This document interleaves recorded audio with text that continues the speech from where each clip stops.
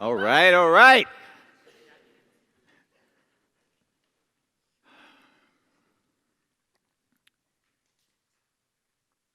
When I was 11 years old, I went on my first trip to the Sierra Nevada.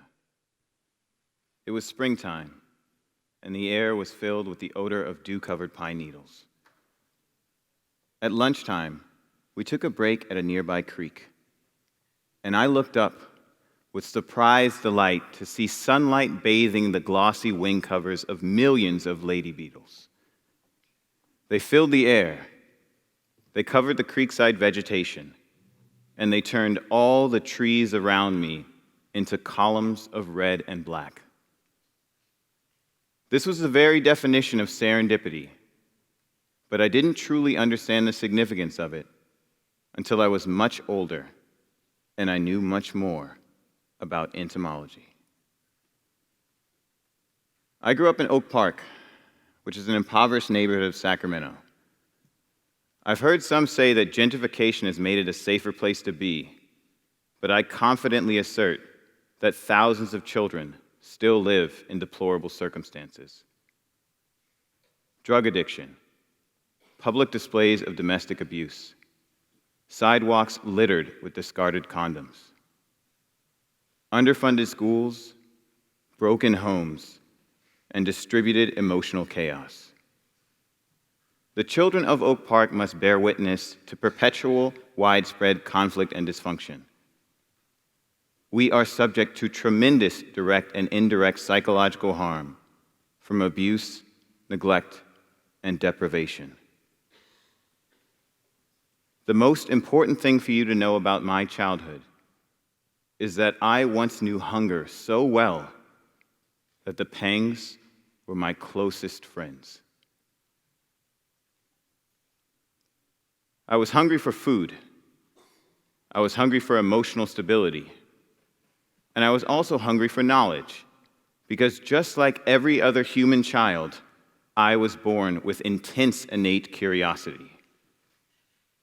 But just as prolonged starvation has a tragic outcome, malnourished curiosity will wither away. My own curiosity would have certainly met this fate if it were not for my love of insects. I have loved them since I was 8 years old, when I found them in a vacant lot near my house. The lot was pretty typical for Oak Park. There were household appliances and discarded furniture, assorted drug paraphernalia, and an overgrowth of weeds. These conditions provided a variety of microhabitats, in which I found a variety of insects. This discovery was important because it taught me that you can find wondrous things in even the bleakest of places. I continue to study insects because of a simple truth. Life on Earth is the most amazing thing to happen in the history of the universe. To fully appreciate that truth, you have to study biodiversity, and entomology is the best way to do so.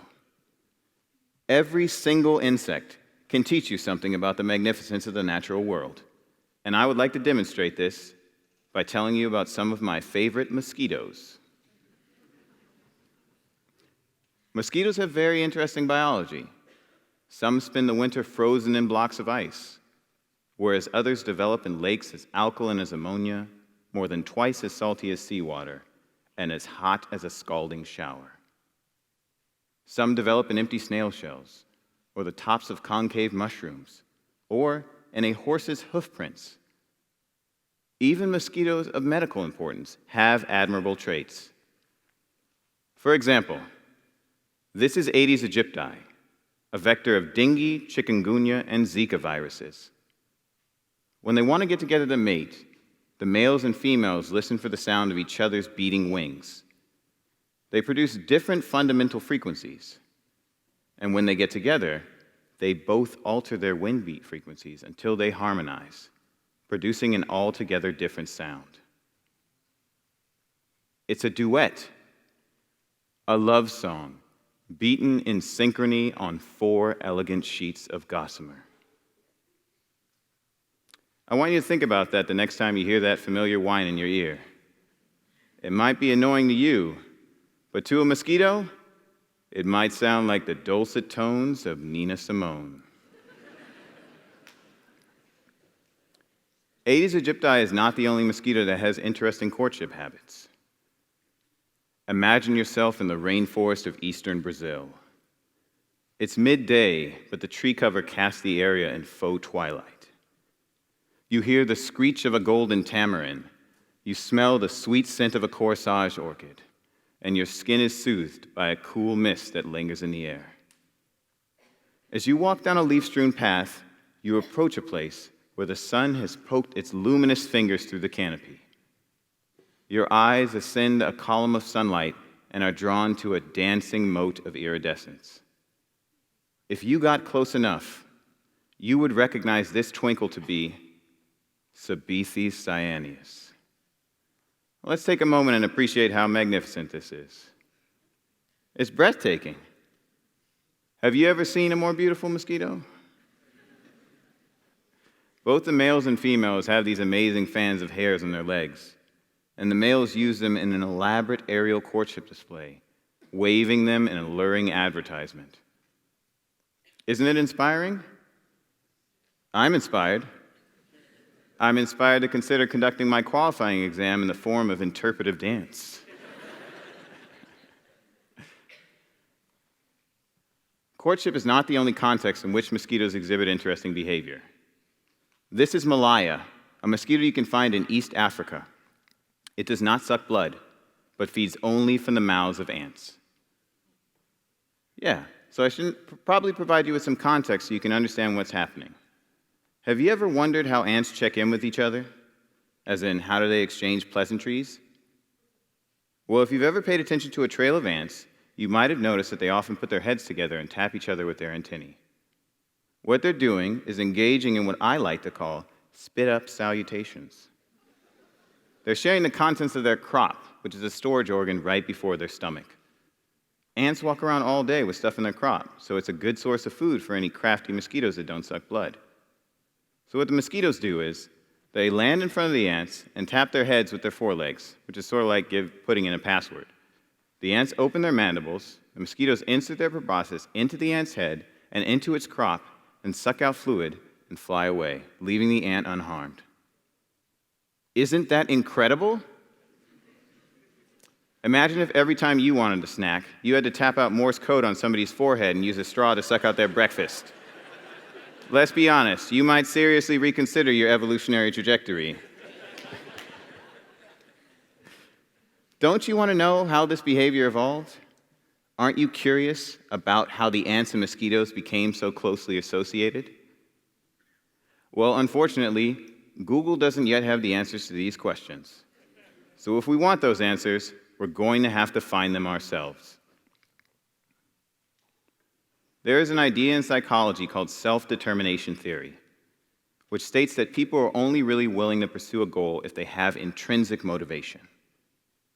Intrinsic motivation requires the satisfaction of 3 criteria: autonomy, mastery, and purpose.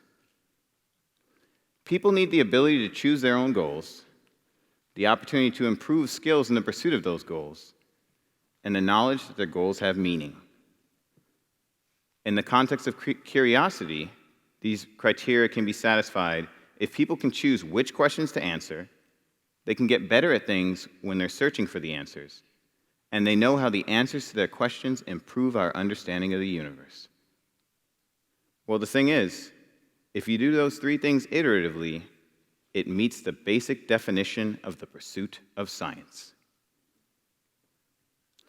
To quote Robert Sapolsky, science is not meant to cure us of mystery, but to reinvent and reinvigorate it. I have had many entomological experiences that have confirmed these words, but that time in the mountains was definitely one of them. It wasn't until high school that I truly understood the significance of that experience. I read an entomology textbook that described the biology of the convergent lady beetle. It's so named because of its habit of converging in large masses and spending the winter together under leaf litter. They often return to specific spots, but we don't know where many of these spots are. And that's why so many entomologists go their entire lives without witnessing what happens in the spring, when they all emerge, spend a few days mating, and disperse down into the valley.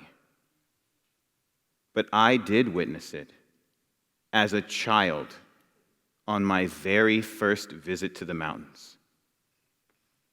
This is one of the most amazing entomological phenomena, and it left an indelible impact on me because my curiosity and imagination were intact enough to appreciate it. Albert Einstein once said that he has no special talents, just that he is passionately curious. Imaginative curiosity is a human birthright. It is profoundly precious, so I consider it a cosmic injustice that some children are not given the means to nurture it.